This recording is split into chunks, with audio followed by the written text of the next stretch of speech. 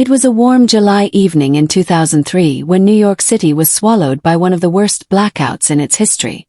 Power grids across the Northeast failed one by one, and by nightfall, entire neighborhoods were blanketed in darkness.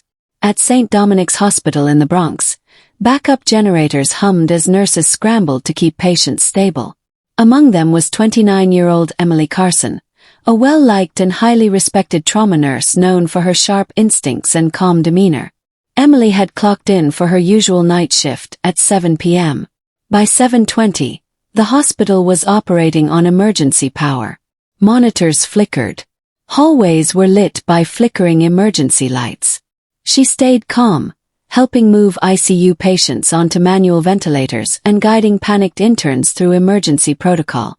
Around 8:45 p.m., she was last seen near the pediatric wing, speaking softly to a child who had broken her leg in a car accident earlier that day.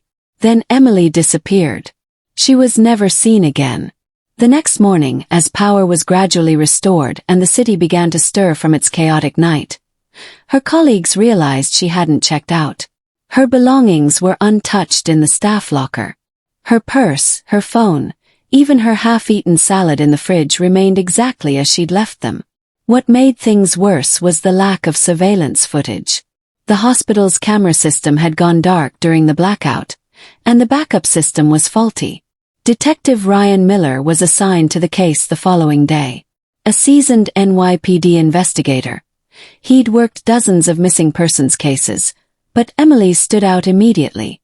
There was no sign of foul play, no ransom note, no witness accounts, nothing on traffic cams or surrounding businesses. It was as if she had walked into the darkness and vanished. Ryan interviewed the staff relentlessly. Dr. Marla Simmons, the ER physician on call that night, swore Emily had been in good spirits. She was tired like the rest of us, but she wasn't upset.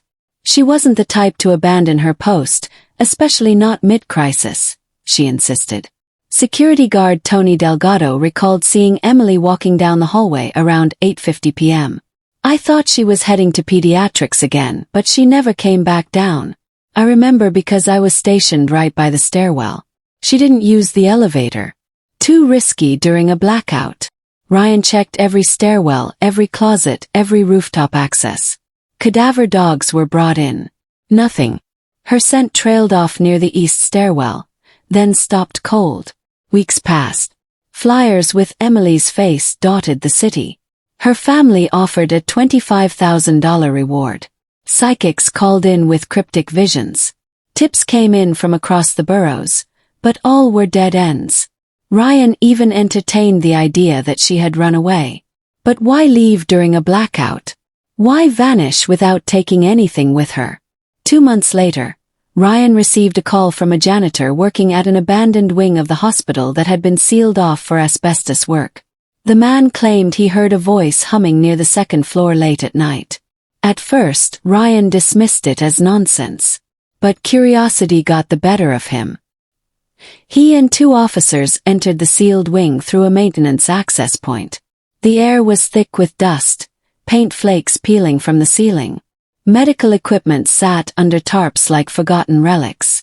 They found nothing unusual until they reached a nurse's station that had been unused for decades. On the desk lay a set of notes in Emily's handwriting. Ryan froze.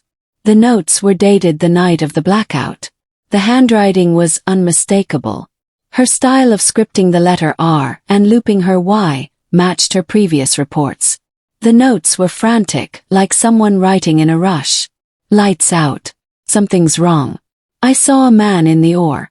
No staff ID. He wasn't supposed to be there. He smiled when I asked his name. Don't feel safe. Going to pediatrics to check on Emma. If anything happens to me, tell Ryan Miller. Ryan felt his stomach twist. Emma was the girl with the broken leg, a 7-year-old car crash victim who had been transferred out the following morning. But how had Emily's notes ended up in a wing that was locked and sealed months before the blackout? The city records showed the last access to that area was over a year prior. He asked the hospital to reinvestigate the keycard logs. To everyone's shock, a master override had been used to open the east stairwell door, The same door where her scent had vanished, at 8:52 p.m. Only 3 people had access to that override. The hospital director, the head of security, and Emily herself. Ryan pushed harder. He dug into the hospital's employee records and found a troubling pattern. Over the last decade, 4 nurses had mysteriously resigned without notice. No exit interviews. No forwarding addresses.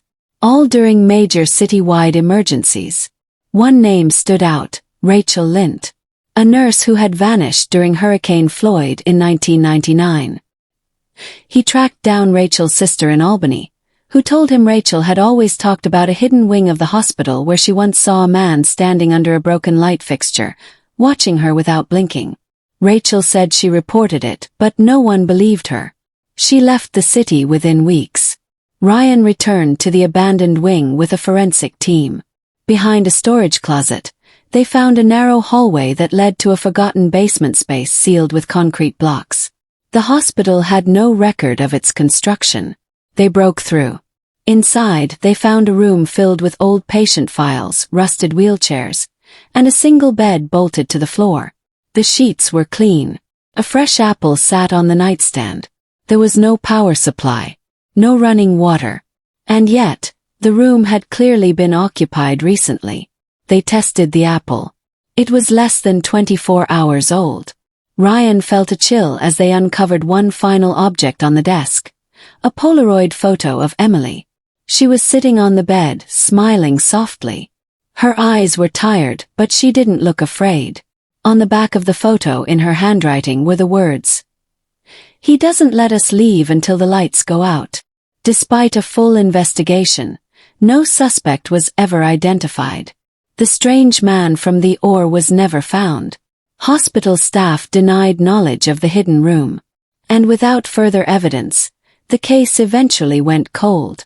Years passed. Emily's family held a memorial, though no remains were ever found. Her locker at St. Dominic's remained untouched for years out of respect. But every time the city faces a blackout or a power failure, nurses at the hospital whisper about her. Some claim to have seen her in passing, a figure in scrubs walking quickly down an empty hallway, vanishing around corners. Others say they hear humming in the pediatric wing late at night. And every once in a while, a new nurse will report feeling watched during their night shift. Like someone is standing just behind them. Still waiting. Still there. Waiting for the next time the lights go out.